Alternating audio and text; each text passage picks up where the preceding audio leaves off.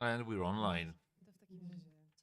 Okay, hello, ladies and gentlemen. The most exciting day of FSO, the penultimate day on which we will see in the evening the effects of your work.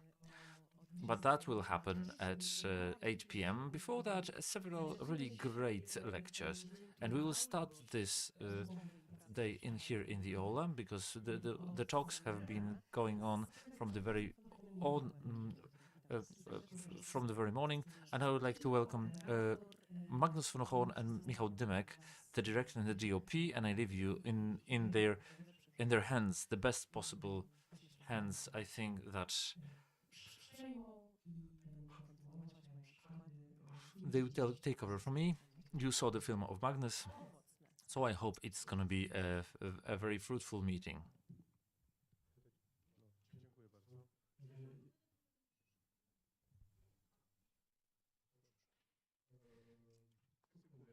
Please, 1 second. Bear with us.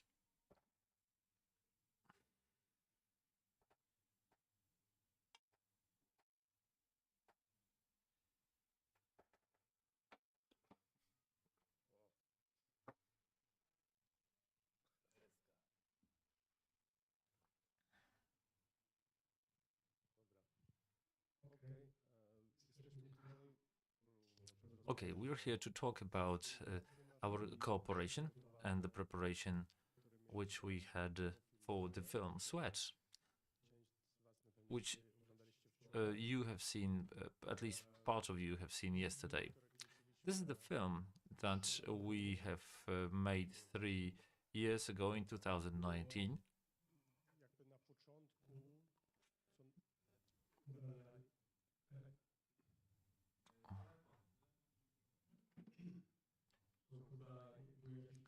In the beginning, which was what was our reason for this film? Is our spirits moments for me was the reaction from our previous project to do something completely different, to do something which I didn't do before, to maybe to work on some aesthetics, which is not my personal preference, but to look for a character and build the world, which maybe is not would not be my first choice. But to get closer to things which are a bit um, foreign to me, a bit alien to me, I had or distant to me. I had this fascination with the social media, and I started to watch a lot of fitness influencers. It was a sort of my guilty pleasure. There was some guilt related to that, but as you, it was about like watching reality shows on TV. So peeping up on people. There's something very human in that. I wanted to explore that world, but also I wanted to explore this fascination that was in me, uh, and to see what that is, and to explore these emotions, the true emotions that we're looking for on the internet, which we feel when we watch something, some closeness, some truth, and some so emotional truth, which became the truth. The whether we can be true. We have a protagonist which is chasing some sort of a truth, but she's lost in that, and she doesn't really know which which part of her is true and where this truth exists in us.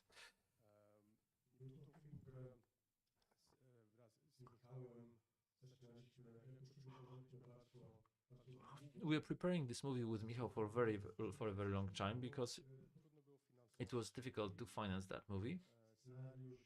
The script maybe was a bit difficult to read.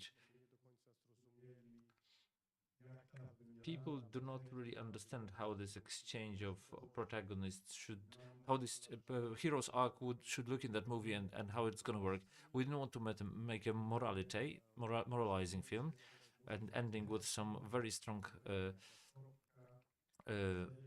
point or very strong idea. And many people wanted, when we started to finance, many people wanted to get a ready thesis on the a ready argument on the paper that the social media are bad, or they have this effect on our young people, or that effect on our young people, or they make us avatars where we get in which we get lost. But for us, it was extremely important not to create such an argument, because that's not our task to provide an argument.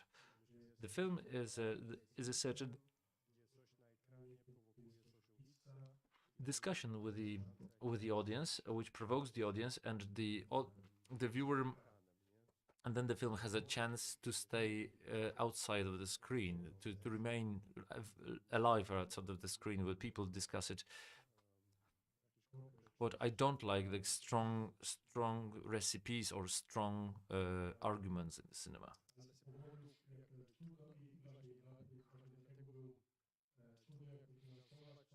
It was difficult to finance that film, but what we got out of that, what was good in this difficulty, was that we had a lot of time with the preparations. We had very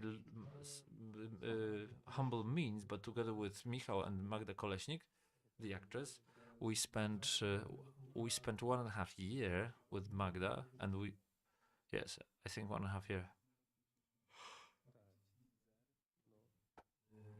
Yes, we had to make the teaser. I think we shot that in autumn 2018. I was going to castings to you, where I was shooting Agnieszka Polska, and that was April 2017. So it is 2017. So it took about 2 years. I was in this process, not from the very outset as the selected DOP, but my idea with that movie started with the invitation of Magnus to the casting, where I shot his consecutive proposals for actresses for the main role, and this is where our professional friendship started too. I went there in 2017, shooting various persons, and we started to discuss it. And with time, I think I got the first version of the script. We were talking what we think about, then we got to the realization that would allow to get the budget for the main part of the filming set and for the production. And it was 2017 autumn, I think, and due to other complications in the preparation of the filming set, we started with a delay in summer 2019. Exactly as Michal says, it was interesting. It was a very organic journey towards that movie, because starting from the castings where we started to work together and we met behind the camera, we had very meager conditions.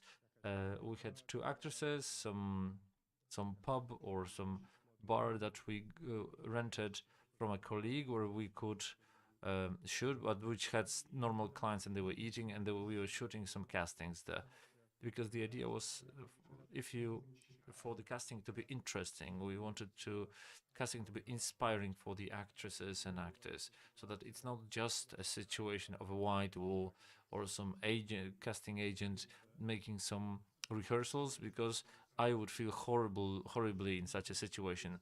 I wouldn't be able to give anything from myself. So we try to create conditions where they feel better, and the situation might be inspiring for them. Not to treat the actors as as superhuman in terms of effort or understanding, because they do not.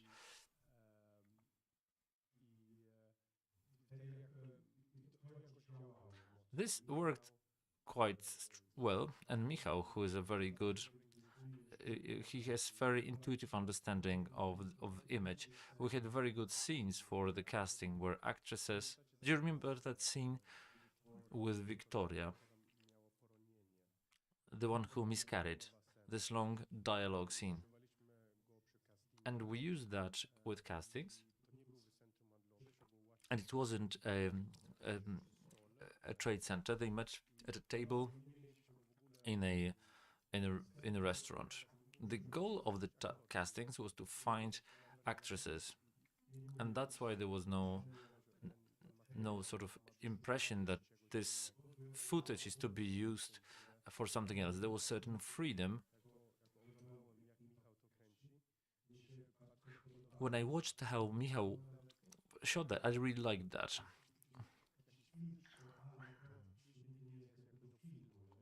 But I had to put on a certain filter that this is not for the movie, and then this thinking this thinking that I should that this could be done like in a film. It was very far away from me because of the place we were. Yeah, this pro actor approach, which is needed when you do castings, where you should not interrupt the scenes by creating some sequences of different camera angles. Well, this approach, um, this resulted in our further style, doing master shots, which were then cut in the editing. And I remember this moment when we met, I think, several times in this restaurant, shooting different compilations of Magda Kolesnik with other actresses who were cast in the roles of Marietta, of Victoria, sorry.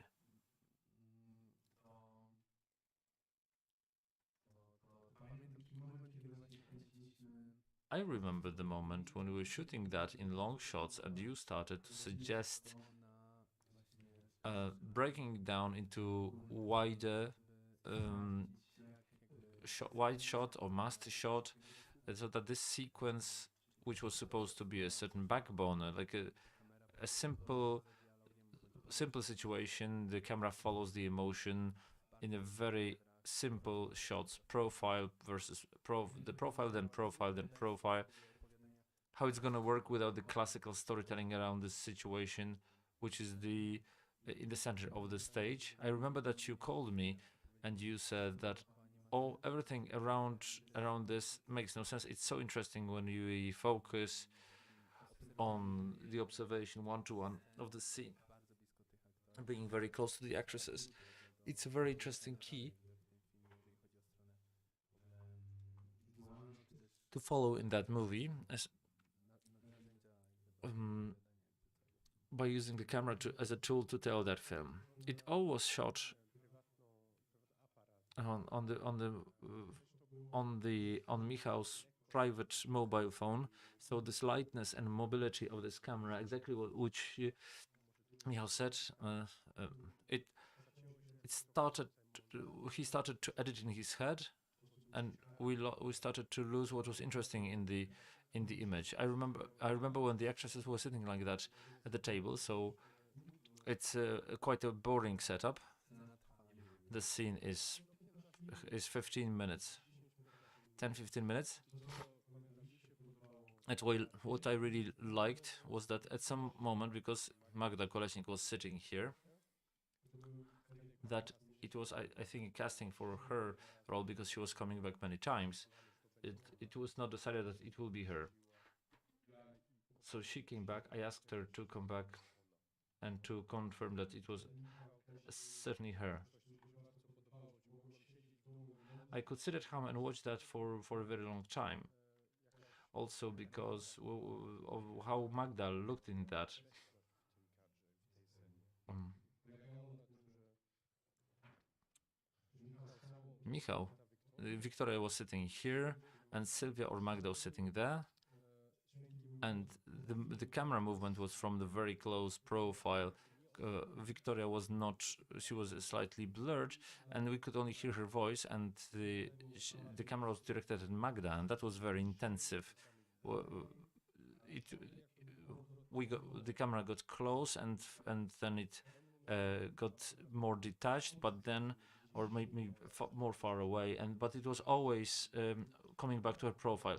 And when they started to talk about this miscarriage, and the power of imagination was very strong there. I was thinking Is it only me who like my own footage, or will it be also interesting for the people, for other people, this kind of shooting? But then when we were making the teaser, where we also made something completely different, something you have to do, how to do the teaser. We had a lot of equipment, we had a great apartment, the camera was very defined, because the teaser consisted in that we first saw we saw the phone, and we saw some clip there with Sylvia. She's posting where she's crying, some emotional post. It will end, and there's a cut, and then we're in a nice apartment. She's sitting on the sofa, and she's finishing the recording of that movie. It was CinemaScope. It was very wide angle, static camera, very nice light. Everything was. You have a very nice composition, and then we see that she's not really happy, and she starts to record this movie once again, and she tries to cry. She tries to cry once again, so that this post is even better. And during this action, we zoomed up to her, and then I don't know, we were pretty close.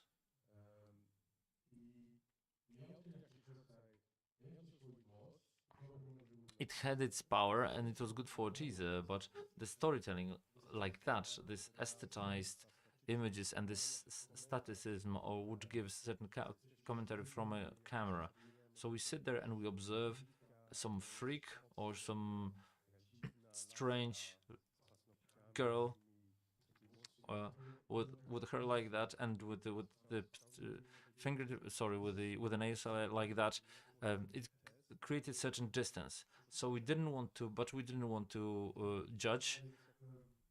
And we had a feeling that she's in our lab of some sort, and we look at her from the distance.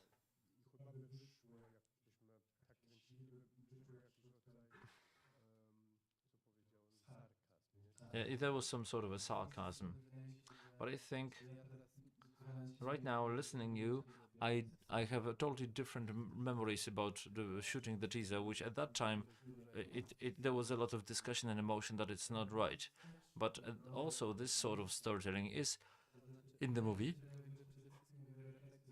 Above all, the strongest reflection that I have is why are we talking about that? I believe that all the tests of the searches that took such a long time are so strong. They have such a strong projection on how we filmed that movie. But coming back to the teaser, our my um, the one thing I discovered between ourselves is that this way of shooting defined the the acting. For the so the camera was superimposing a certain method of how it should be played, it's acted out, in which place who should sit, how where they should look. So I think this sort of storytelling was more scary for Magnus. But if you remember from the screening yesterday, all the moments where the protagonist really has strong emotions, and you have to be with her in those emotions to understand her and be in her skin, they were all shot from the camera, from a handheld camera, very close to the protagonist. But when we get to know her and know what she's built of, what's her DNA, and we feel a bit like her, then at the end we do have this distance in the scene when she's standing next to the window, and it's one to one the scene which we were shooting in the teaser. It's a state that we know, and we as the observers can get close to it. Another thing that is that state from teaser, as a zoom, to zoom very closely, a certain emotions, or I mean, we only we learn that emotion. We allow ourselves to make this film trick, which is the camera entering somebody's head by through a zoom. And now we have two elements after year of cooperation, like zoom and light camera, which which defines the sense of making other decisions related to how we shoot that movie. Magnus wanted to have as slight a camera as possible to be as close as possible to the materials that we were shooting on test, so that it's a free camera, so it's not limited by some big code of codec, battery lens, so that you can hold it in two hands and you can shoot it from any angle. And to this, another rule was added, not to limit the acting, just to leave it alone, so to let it free. But we were the live observers who, despite hundreds of rehearsals, we were also sometimes surprised by what would happen.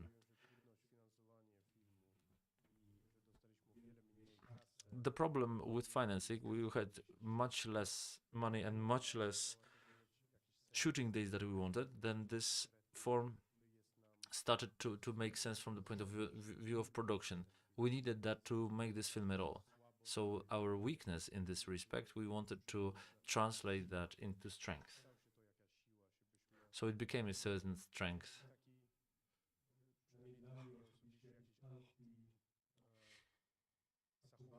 For me, this certain it would behave like it was contrary to how I behaved when working on film. Sort of, I used to plan a lot.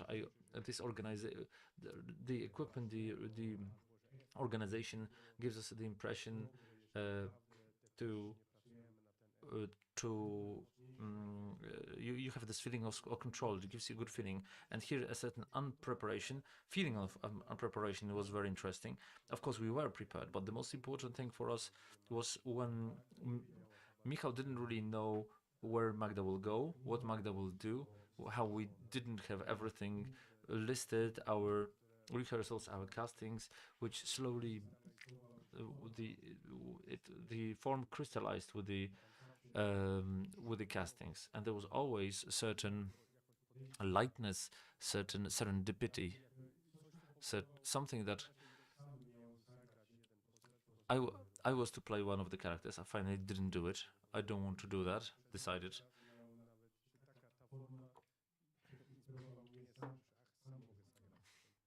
But I was inspired by the fact that I can play in this movie. It is also very important for me that it's totally free form, and it's better for us.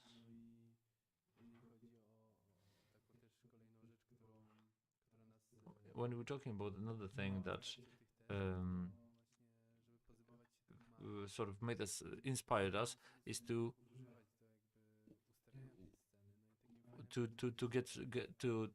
resign from not to use the marks. And the other truth that stemmed from the actresses or the person who is impersonating the character is the need of space that she needs. This blocking followed certain natural rule that was required by the character. We navigated ourselves with the space during the rehearsals. We were looking for certain setups in the interiors that helped us with blocking. For example, the kitchen had to have an island with a view to the living room where we could make the background, where quite naturally there would be a computer that would broadcast news, where she now I recollected, but that's the scene when she's making a cocktail for herself, and she goes to watch the messages, and she's looking at Pudelek, a gossip website, and she sees a post about herself. For this scene to have more space, for the scene to have a better rhythm, we were looking for very specific locations rather than block it. We found a specific location by chance when we were shooting rehearsals, where the layout inspired us. I mean, it was documentalist. It was Magda played that in such a way because this is what her apartment looks like, and she was making cocktail in a mixer that that was standing in some place, and the position of that mister connected very well with the island where she put the cocktail, and and behind her there was a table, and it all played together very well in a documentalist way during the rehearsal, and we decided to look for a similar location in a standard that would work well better uh, with uh, with her acting, but exactly in a very similar space. We didn't follow the marks. We were following the spaces that would help the acting.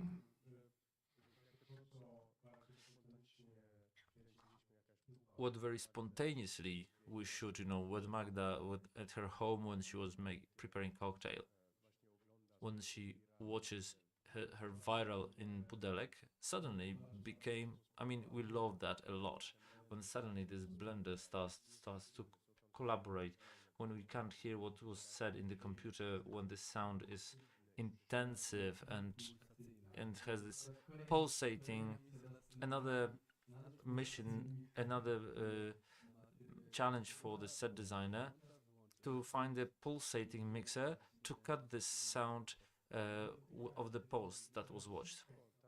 Yes, not only mixer, but everything, because we wanted to show that directly on the set, and I think that this rehearsal is still better than what you see in the movie. It has better rhythm with the mixer.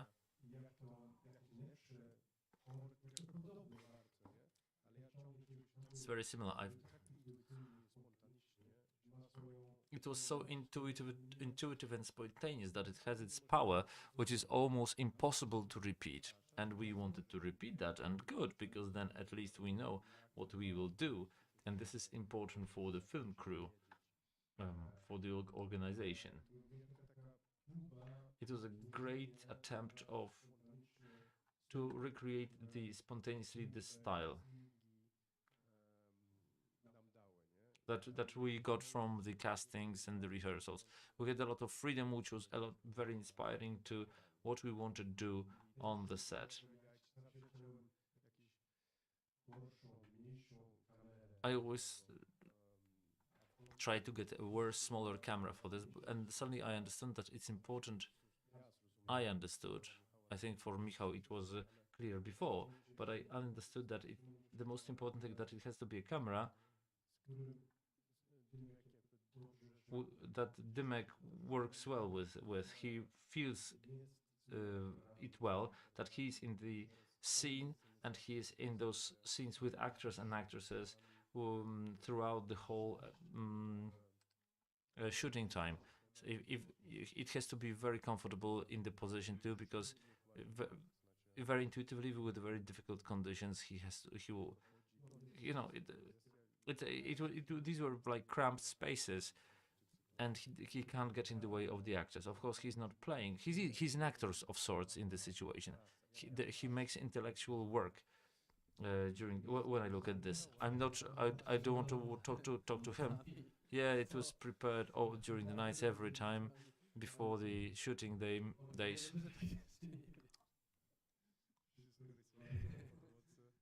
Everything was drawn out on the floor.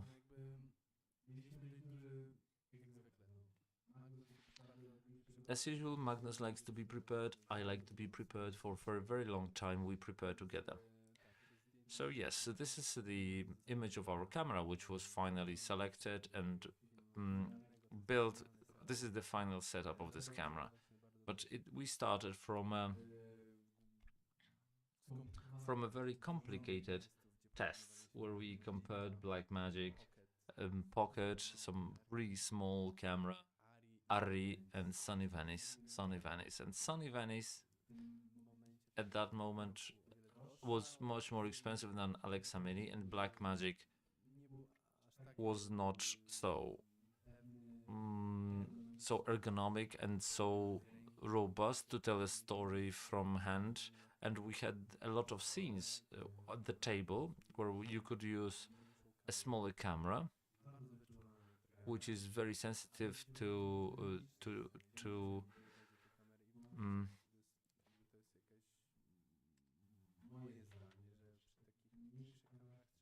to vibration, and but you can run around with the camera. I mean, you have to put a lot of load on smaller cameras when you run around.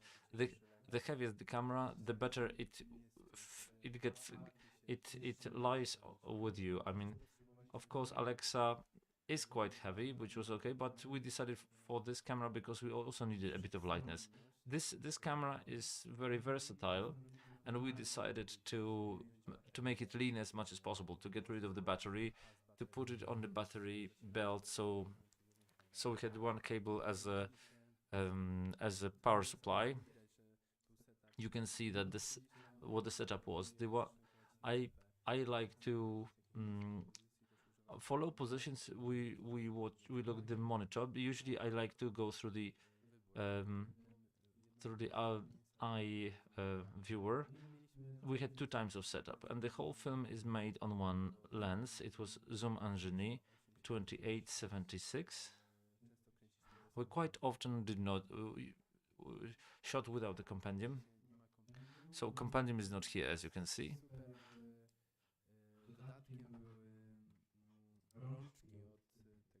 And the great addition were the handles from the Master Arri grip, which had the possibility. It was something extra. It was something special that it allowed me to control zoom and to pull the focus. So every handle had a manipulator which ensured the good holding of the camera, and I could control the work of the zoom. This is something incredible. Did it start did it start when we got the camera from Vaida, some strange camera during the rehearsals? Yeah, it had this servo. It had a servo, but it also a teaser. We also had a zoom in the rehearsals. We were looking for the kind of transfocation that would not be extremely aggressive, dirty, as like in the movies. Yes, I mean we looked for it too. The zoom was supposed to be something emotional. One, it had to be fluid, something that drilled into the head of the protagonist, and on the other hand, it had to be something dirty, brutal. That suddenly, was surprised by itself that you had to zoom in or zoom out. It was supposed to be very practical too, in terms of from the point of view of equipment. I also had to have control, because giving control to somebody with a monitor who would do that for me, it's something which cuts me off. It cuts off this equipment from the emotions that flow through this camera. So Magnus could not do that too, because he was focused on the acting, and he would forget when to do that. But we'd never even tried that, so this, in my view, worked extremely well. To that, of course, we had the wireless control of focus and steering of the shutter. The light, because light had to adapt to the acting, we also had to change the shutter during the filming, and then make some masks in post production. Concerning the focus, this also worked very well during the test when I did the focus myself, and I'm working with the same focus puller, Kokos, with whom we get along together very well. But sometimes there is a slight delay when you look in the viewer, and you would want to do something, and this focusing is a bit delayed, and you would want to work with the focus in a static shot. Why am I talking about that? That it would be great to do the focus yourself, but this is also very exhausting. Zooming, focusing, and moving the camera, and breathing. So I decided to give the function of focus pulling out, to outsource it.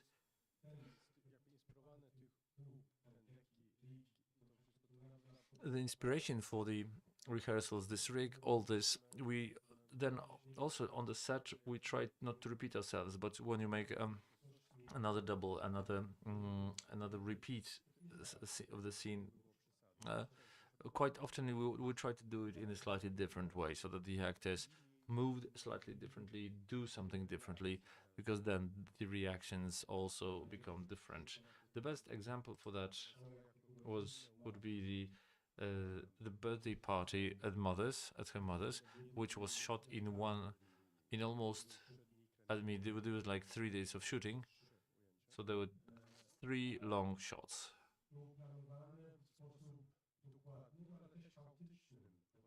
But it was played in a very minute but also chaotic way. So it was controlled chaos. First, we had a group of very talented actors. We had a meeting. We had to read. We had to meet. We met for the first time in a production room for one rehearsals, and they read through that scene twice. You could feel already that it's okay, that it clicks. So then, very quickly, you had to stop those rehearsals and not to get too much into the text. So there was some intuitive. Mm, uh, there was at the intuitive level they understood it. We did not have to discuss the motives of characters because it worked, because we had very good actors. And then we looked for a very long time, for quite a long time, for an apartment, which, I mean, for me personally, it had to be an apartment which is very similar to the layout that I know from my life. And then we've seen many different apartments, and we got to the apartment which it wasn't the reason that I decided, okay, it has to be here because I remember that out of my head. But finally, we got the apartment which was identical, which reflected my important experiences. And the whole micro crew went there, and we made the rehearsal of all that sequence with the camera, with actors. We had set design attempts and rehearsals, different colors on the walls. We made one long rehearsal which worked very well. And then I started to be afraid that we were shooting what we tried to shoot on the set, because in this house, when you have such a big group and Michal in the middle, walking around all this, he's incredible. He's like I was sitting at the screen, and I've been watching that for half an hour, and I stopped thinking that we're on the filming set because so I still remember a certain worry that we're here. It's so great. We're so free, and we do not have this feeling of pressure. Why that it will work out spontaneously, and that it's so power, and that we're able to recreate this on the set. We were wondering if the set will not. We were worried if the set will not kill our spontaneity, because the set is not spontaneous. This is the biggest fear before you make a movie in a bigger crew, that you have this element of responsibility, pressure, stress, which probably is the function of cash, of money, because it's huge money that we don't want to waste because we're underfunded already, and we have to use every second spent on the set to 200%. And when you're shooting yourself, it's also a reflection concerning the genres of the movies that you create, that you would want to create. That uh, art house cinema is made in the smallest possible crew of people. The content of the script has to be proportional to your crew. You can't make like a huge action movie in 3 people. But the atmosphere we had in tests were very inspiring because of the lack of pressure. It was extremely creative in my view.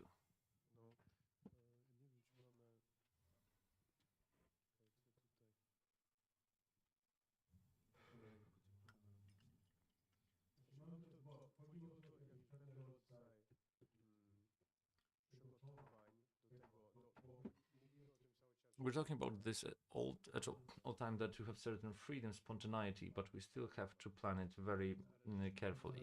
So we wanted to shoot that film in those rehearsals. We sort of started to make this film during the rehearsals of various scenes. It was very important for us to explore this. At some point when we were on the set, we thought that we will be able to shoot anything, and that we would be in a very uh, in a very consistent style. We could let Magda Koleśnik on the set because she knew her character quite well, because she was going to the gym at all times. She was very engaged in this work, and she was also creating some sort of a character which was very consistent in any situation, regardless, coherent in any situation she entered. So when we were on the set, we knew very well how well we're gonna work, and but the path to that realization was very show. So we made a rehearsal. Do you remember the scene when she, for the first time, sees the stalker in the car? She goes out with the car. He's not masturbating, but she sees him in the car, and we. This is how we shot this in rehearsals. Let me explain it to you. This is the dog.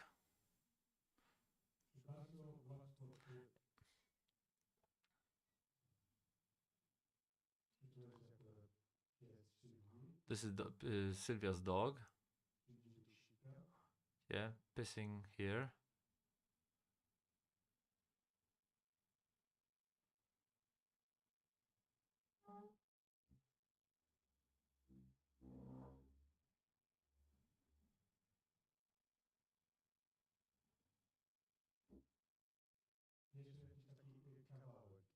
This is a piece that, I mean, we've been discussing about it about this moment a lot. That the stalker in the car is not too instrumental. That he's not too strong there.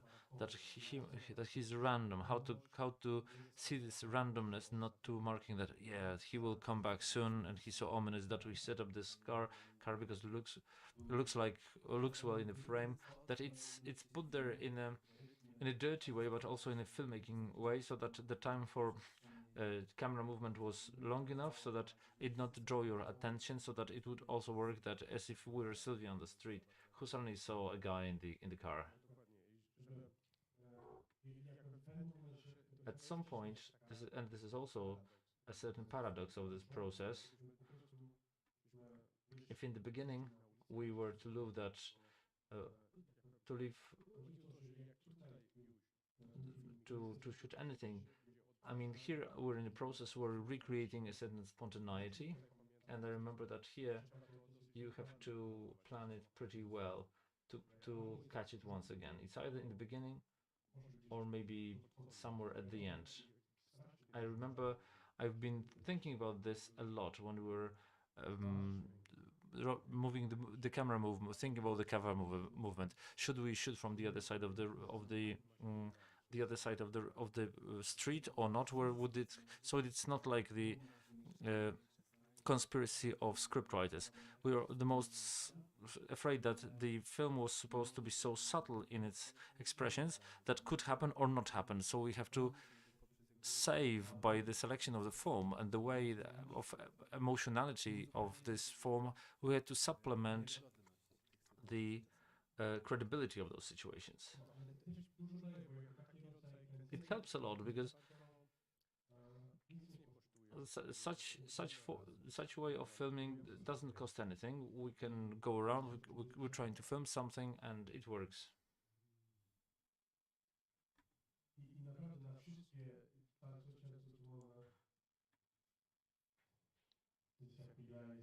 Oh, now here I am the dog.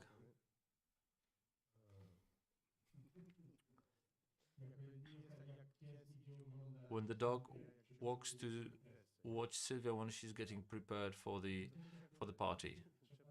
I don't know. You have to. I don't know if you have to do it like that, but this is. We're not just playing fools. Of course, we're fooling around, but this is also important for our work. Okay, this is the second shot. Sylvia is doing her thing.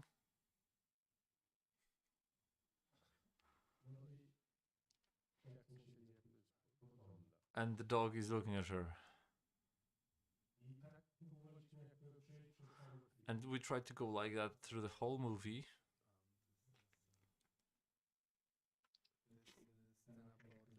This is the scene when Sylvia goes to Rysiek after he was beaten up to the stalker. This was also important that the stalker would appear not always in the same place. That this parking, this location would allow us for some organic placement of this car in many different points, not far away from her apartment, so that it had two roads that she could cross that road and to get to that car at the end. Because you could make it in a different way too. There were also locations where we were, where this stalker could have one car standing under the lamplight, and when we saw it, we know exactly that it's him. That is him. And it's a different realism. It was. Can you dim the lights, please? Then it becomes a different way of storytelling. And here, for us, it was important for us for this tale to be embedded as much as possible.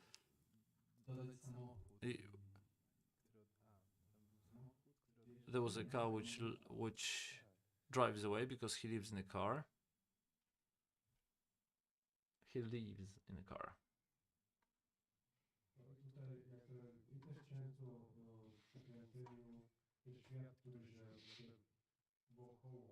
This world which is happening around here, of the cars, some extras, it will always work very well in the film, but it's also a production problem. We need the agreement to publish their image, etc. But I don't know what happened here. That's Rysiek moving away, and I'm Sylvia. That's the head of Sylvia, which appears here. So we're over the shoulder.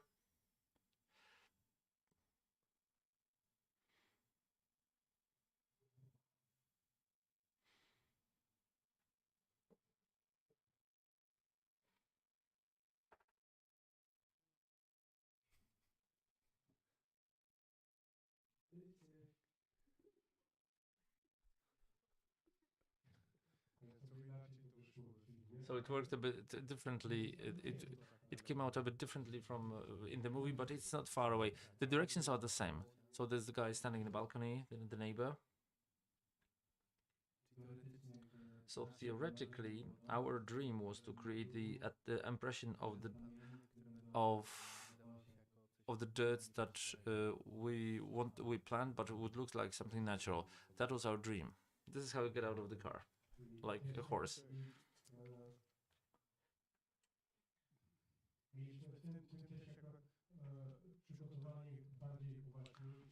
We also prepared in a more serious way. When you see the first scene of the movie, when they train together, we're renting. This is the set designer, the producer. We rented part of the extras, and we trained that. We're building a certain platform. It was important for us, for the Sylvia to be higher, and we're training the whole setup in the hall like that, with a camera, with Alexa, with the setup. Everybody here they were also present at the shooting. Well, these guys were dancers. I mean, people who help you to add energy for the extras. This was our crew. We knew that these are people who that extras can behave in many different ways, and we had those that we could trust.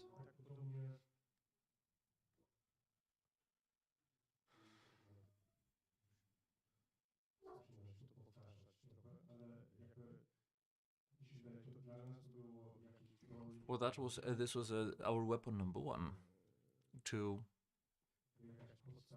some some basic set design. Not to do too many rehearsals afterwards, just to let Magda into this reality and see what would happen. Of course, this is all staged. It is all set up. This is um, this is when she's in the TV morning program.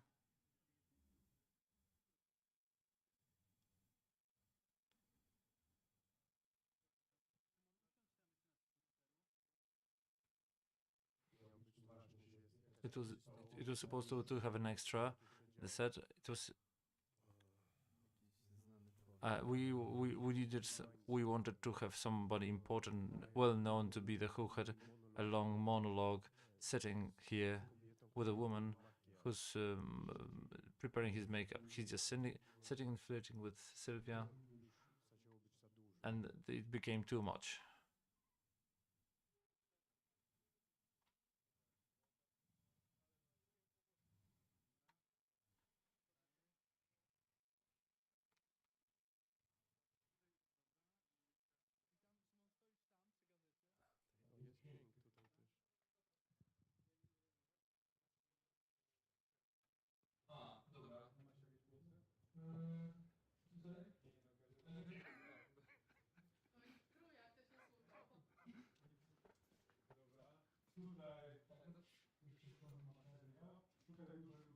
Dobrze, i teraz Szymon, zaproś Magnusów.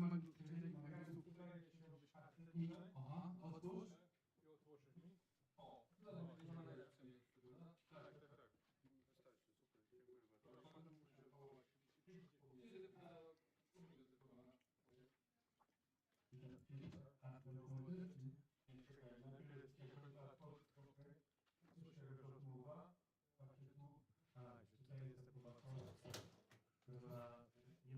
Here we have the leading, which I don't remember. That didn't.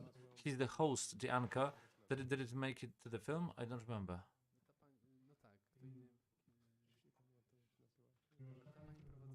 Yes, the TV anchor was supposed to be there. Jeszcze 20. O kurde, na jednej dawaj. Dobra, Szymon, pukaj.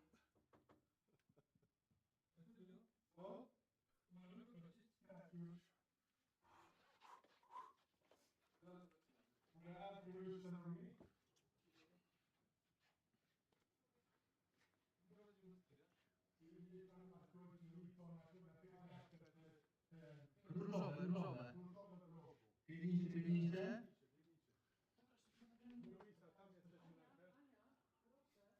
Widzicie Magnus tańczy w tym tworze? Podpinają.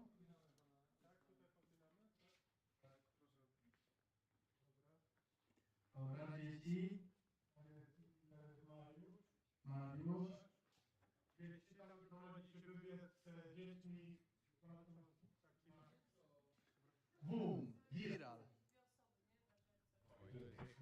Dobra. Szymon, zapraszasz już tam chyba na hotel. Ale podejdź w kadr, wejdź w kadr. Dobra. Artur, podchodzicie?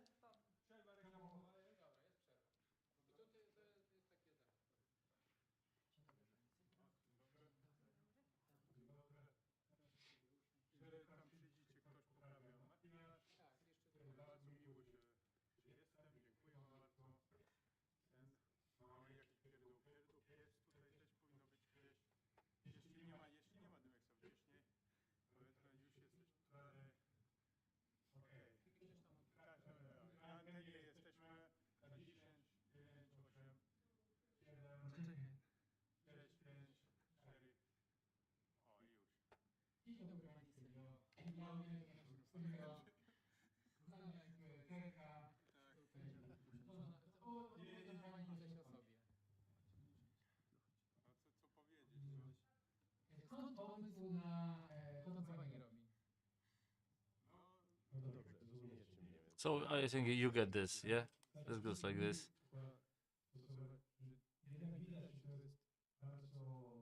You can see that it is quite well planned. Jaka myślisz? Jest jakiś rodzaj... Tam też był ostatni dzień zdjęciowy. That was the last shooting day, and we knew very well what we're doing and how we act. We had very good. We have had our energy was very synchronized already. I think we've been talking for a very long time, so maybe let's open up the Q&A session.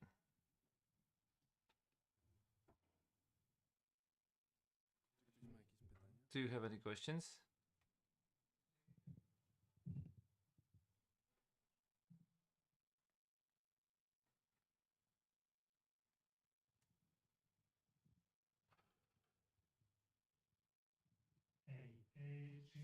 Hey,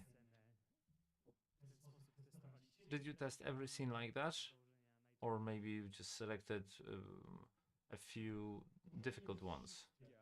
Maybe not all of them, but the ones that we didn't rehearse, we made it on purpose. But in the majority of cases, we had not a storyboard, but a scene breakdown. What we will do, why it is important for us when it was put on the walls of in our production room, and the whole film was put on the wall, from the beginning to the end. And this was accompanied by a mood board.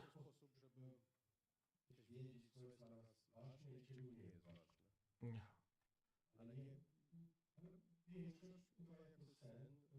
But the majority of the scenes we planned. Like the scene from this party, for example.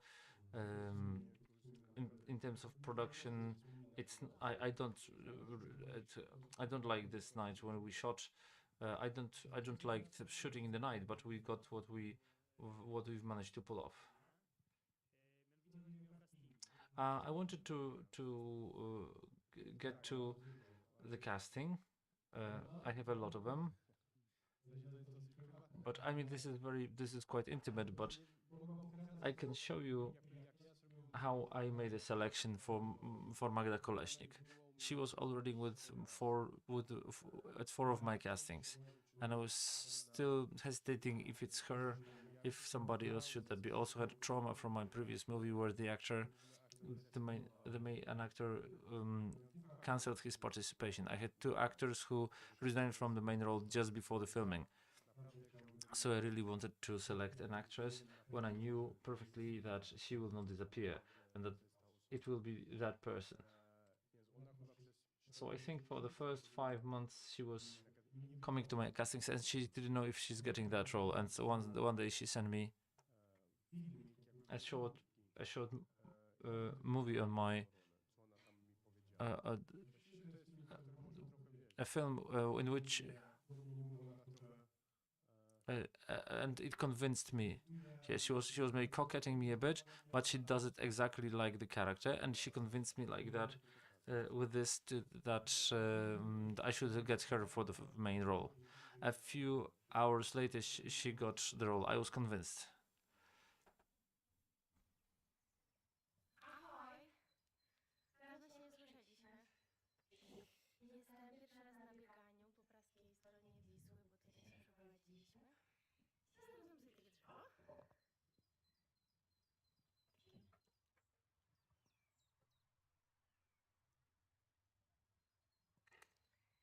I...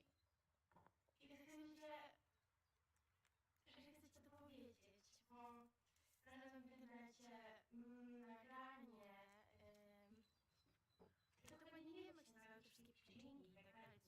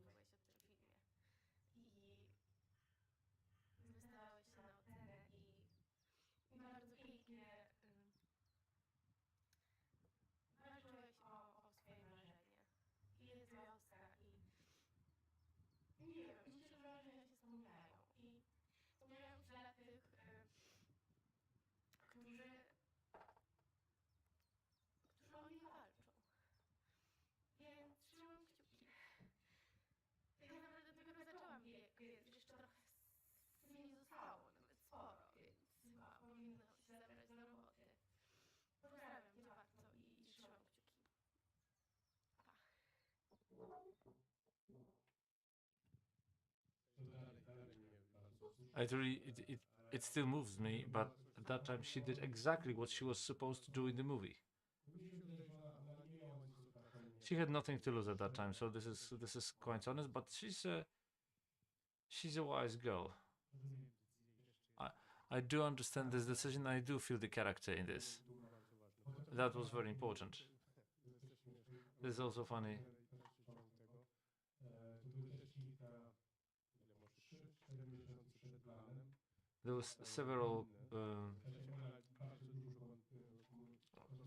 We were talking a lot in that way. We opened a special channel for her on the Instagram, where there was me and the guys from production, and we were talking with her. She used that channel to contact us. Więc chciałam powiedzieć bardzo szybko, że złamałam nogę i będę miała ją w kisie chyba, że mam już ją w kisie jakieś 6 tygodni. Może poza tym wszystko jest okej. 3 weeks before the shooting, yeah, that was a disaster.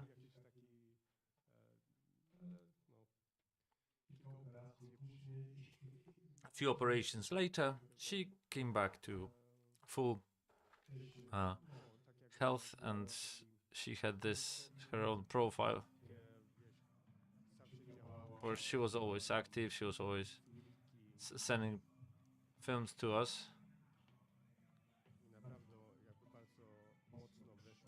She really got in that world very, very, very deeply, and she got a lot of personal trainers. She found her place in Warsaw, where she was training very hard. It was a long process, but an inspiring one and a funny one. It was a funny form. Anyone?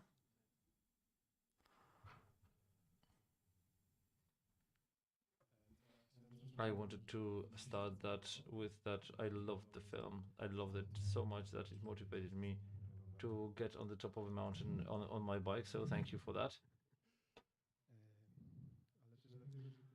I like that film a lot, and I was keeping my fingers crossed for the character, and I also wanted to sort of pick at a few things. So when we were talking about the scriptwriter's conspiracy, I had this feeling that we have one stalker, great, and he's masturbating, and then we have her colleague, and he also occurs to be some creep who's masturbating. Is she surrounded only by creeps? That was my thought. And then she looks at this massacred face of the stalker, where I looked at that and I had this feeling. I don't know if I would have the courage to touch him personally. I call for some ambulance? And I wanted to ask you why you made these decisions. What was in your head? That's a very interesting question, because we very consciously, when we were working on the script, I was thinking about that a lot. If it was a super realistic film, I also wanted to find out how to change the course and play around with the genre, or maybe change the method of storytelling, when we feel already that we are in some world, and suddenly you start to feel that it's a bit different, that this colleague is there's something wrong with him. I always thought that he's her colleague. I try to think about that in a different way, that he will go down to hit and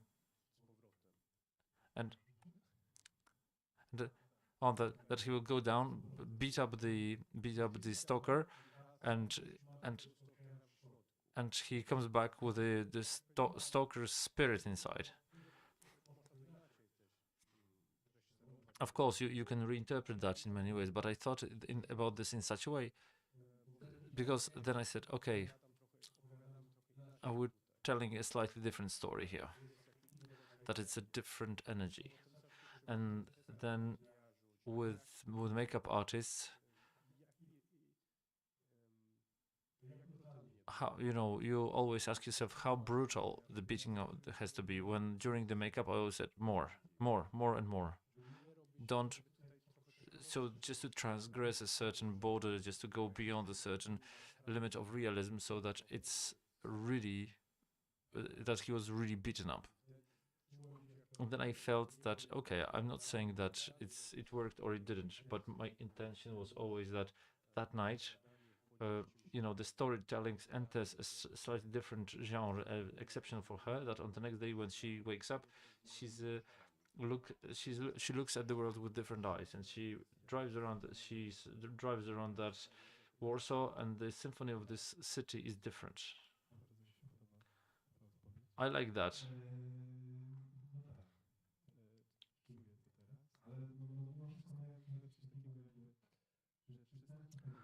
But I stopped believing. I take that. That's credible for me. But I stopped treating that seriously at some point. Maybe rightfully so. But at that time, I had a different, I had a different expectation. I stopped believing in what's happening.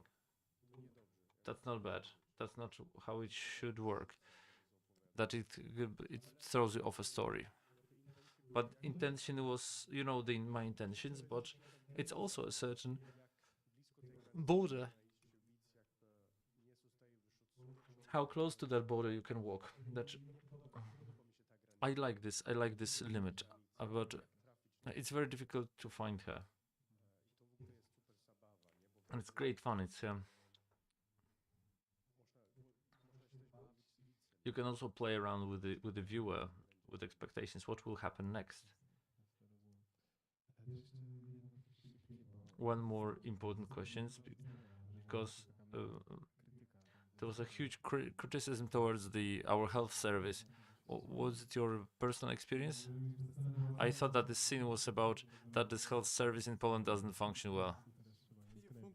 Because it doesn't.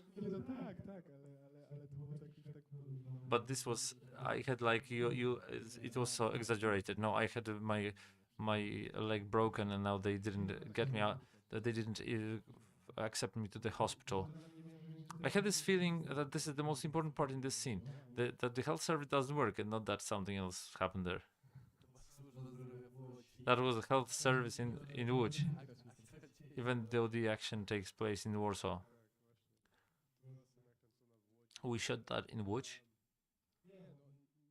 No, I was not thinking about it. It wasn't supposed to be a criticism. But we wanted to go back, from what we just said, we wanted to go back to sort of social realism. But I also felt that it's slightly funny, this, and I like that you are the. I like that this all became suddenly funny or absurd, because it's too much. I somehow liked it. And that was my attempt to go all the way through, not to look for subtleties there. Of course, at a certain level there are subtleties, but thank you. I must say that I liked the Symphony of the City. I really liked it. Oh, Warbud was. I don't know if Warbud was a sponsor, but I saw it twice in the film, and I said, well, maybe Warbud was your sponsor. And I must say that I really liked the detail, like when she was buttoning her dress normally, but it's normal when you're alone, but it sort of showed this loneliness. Thank you, and I'm passing the microphone.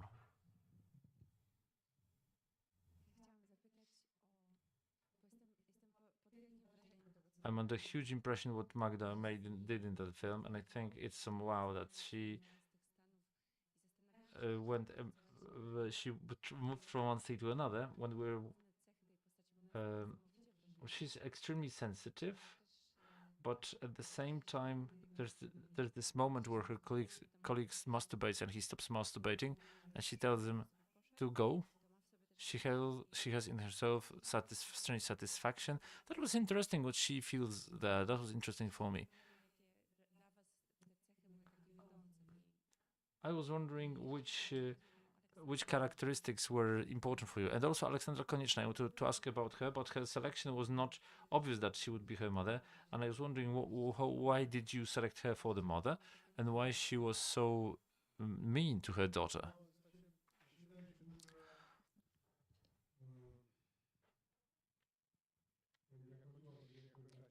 When it comes to sensitivity of Magda, it's her sensitivity, and she is.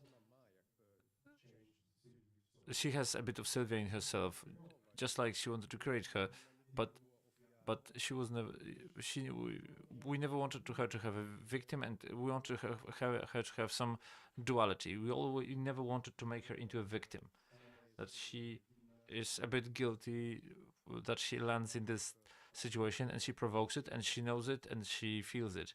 I think it's key that, for me, that the protagonist is active. I don't like telling stories about victims. Of course, I'm talking about the type of storytelling.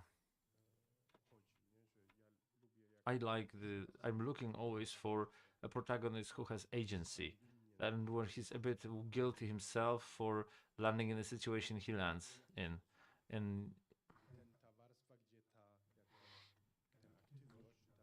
and this guilt, where this guilt, this agency lies, is very interesting for me. And the mother, and Ola Konieczna came to casting. I didn't know her then, and she was already in some strange role. I didn't understand that. I thought that she is like that. And she made a strange impression that she's a mother who's slightly depressed and also fearful. For me, she surprised me totally. I liked it that she's so like extreme,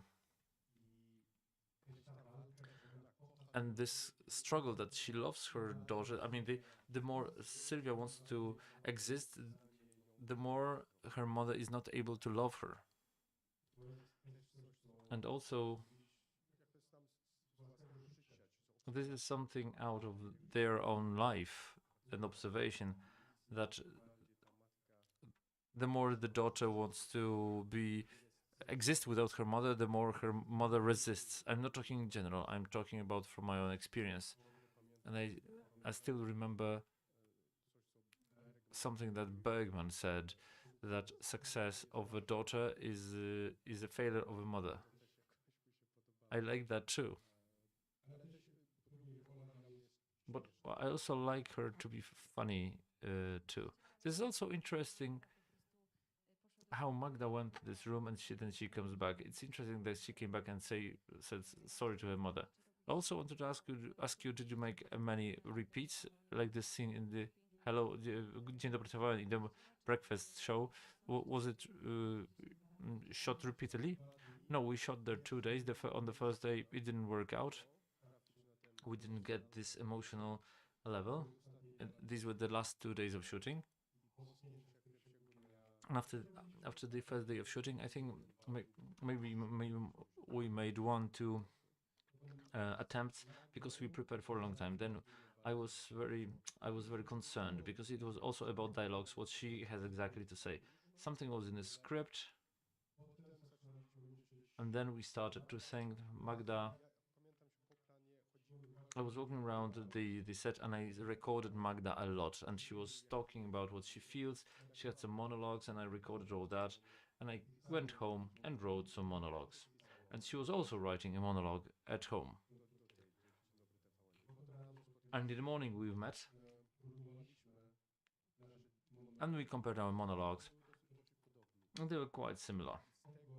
And out of this, she got some power because these were very personal things, and there was some summaries of what we found out in this character in that movie, what was important for us, because that was also meant to be the movie which is important for me and for Magnus, for Magda, for Sylvia. You know, this is not something that is important only for Sylvia. So she mixed her personal things, and the border between Magda and Sylvia becomes very fluid, and where's Magnus in all that? I think we deserved to get this take, and I think it was the first take on the next day, and we've had the feeling that we got it, and that was a lot of relief. And then repeated that again and again on that day, just to make sure that we'll have some material to edit, some footage to edit. It was difficult, and I like that she doesn't uh, that she got it 100% on the first. There is a lot of tension in that. It's not easy. It's good that you're talking about that, because I had this feeling that she's so authentic and true in this that it's incredible. And you have like there's some lightness and easiness in that, and you say that it's a whole process. It's very difficult. I have a lot of shots and takes when she fails and she fumbles, because it's a take where everything clicks. You feel the rhythm that provokes the emotions, and you do not have that rhythm. If she loses something on the way, then I know that it's not gonna work. I think she felt it that too. A lot of respect to her and to you, and I really like that film too.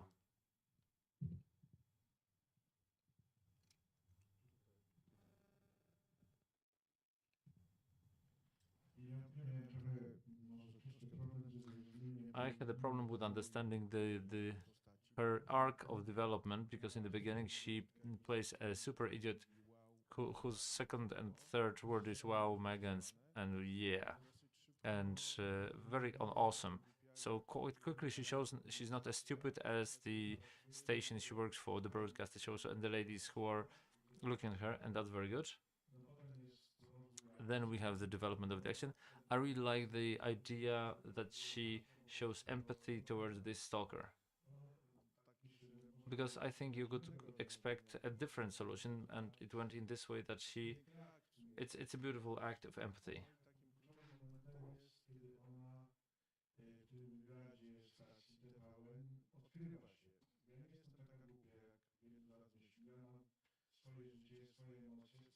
I have my own feelings. She has her own feelings, her own emotions, and it builds her as a human character. And then we have the ending when she's wow, and she's singing, dancing, etc.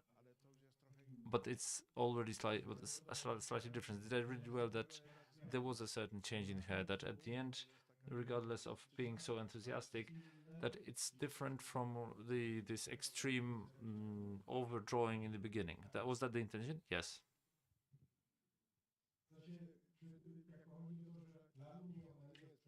For me, she's not um, exaggerating in the beginning, but my theory was that for the viewer she will be exaggerated, because I don't know her, and she's the same. I think for me she's in the beginning the same, but we have a different approach to her, and we saw more. For me personally, it was the most important that this movie was an attempt to love Sylvia Zając. Can the viewer, can the audience love what you're saying? That this idiot in the beginning, but when we yeah, she's consciously playing an idiot, but she also uses that. Are we able to see something more in her?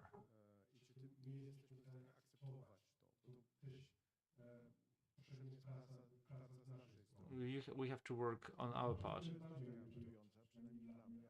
It's very irritating for us in the beginning, for me in the beginning, but very quickly we see it's a game, and she lives out of that. She's subtle, she's intelligent, etc. We were talking that she likes her work. She likes to be like that. It's not like there's the duality. Oh, why do I have to do this stupid blonde who's jumping around? No, she likes that work. Not to make out of her a person who has two faces consciously, and that's how she works, but she doesn't believe that. No, we made a research when we met people from the industry. When I was watching influencers, though it was a few years ago too, and I felt that it's not that like they lead a double life. No,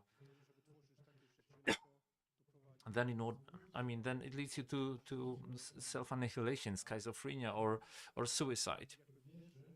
I believe that those whom I like the most with those influencers, they are just like they are, and those whom I don't like, I feel that they have they're double faced, and they treat me as an idiot.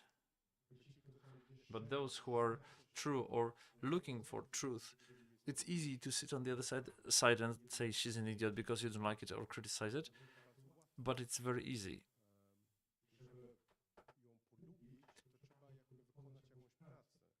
In order to like her, you have to make an effort. Here, the effort was made, yes, in the script, and I, as the viewer, I followed it, and this is what it's all about. It's good if in the beginning you feel sort of what strange creature is that, and then we get closer to something that is maybe unknown to us, and we find out that we're very similar. Thank you.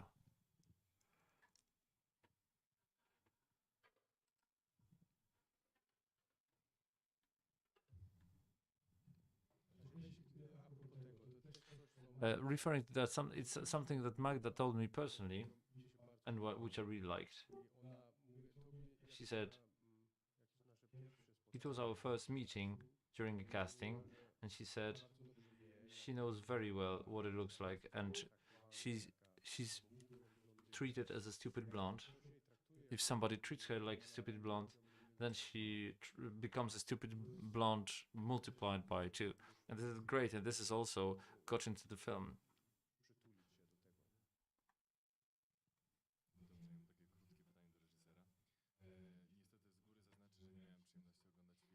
I didn't have the pleasure to watch the film, but I wanted to ask you what it looks like from the perspective of the director, the selection of music.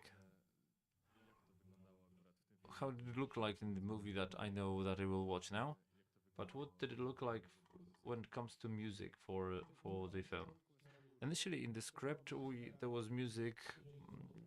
You could divide film music, or the music that is to exist in the movie. As I always wanted her to listen to Aerosmith. I wanted the Aerosmith songs to be in this movie, and it was extremely expensive. We ended up with Roxette, which I like a lot, and they have a similar energy and sentimental connection there. So she has Roxette, and this is something that she likes, and she says in the film that she loves Roxette. Then we have the music then during the party,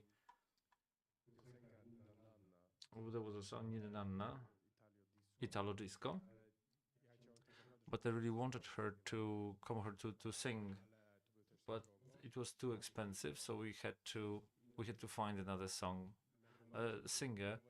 We were buying rights to this song to recreate it. Then during the production, Michal, who's friends with Wczasy, a Polish band, were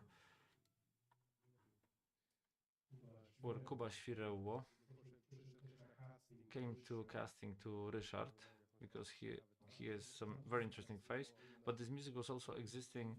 We created a playlist when we spent a lot of time in preparation. We were driving around with the car, we were listening to music, so we had a playlist on Spotify where Magnus and me, we script writer, and we were listening to that. Meanwhile, this song "You Are the Best" would be at the end of the movie, that it might work there. Was it composed for this movie? Yes, there was music which was composed for this movie, And this was a different way of thinking about that movie, and that was a cooperation with Piotr Kurek. He's my good friend, and he also creates very experimental music. This was very interesting because he had to make a more accessible mainstream music, and he will also had to go beyond his zone of comfort, and he had to make a music that normally he would consider stupid, or and that was interesting. We also started to play around with him making a one Italo disco music to which I was writing text. It's just a game, and then he made some like really interesting pieces, which you can hear with the view to the city, and he's and they were like very full of atmosphere, full of mood. That was a very good cooperation. But I have different kinds of music in that movie.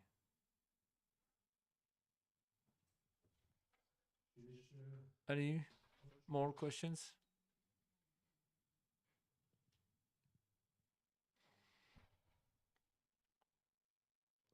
Okay, so thank you very much. Michal, do you want to say? No. Thank you, John.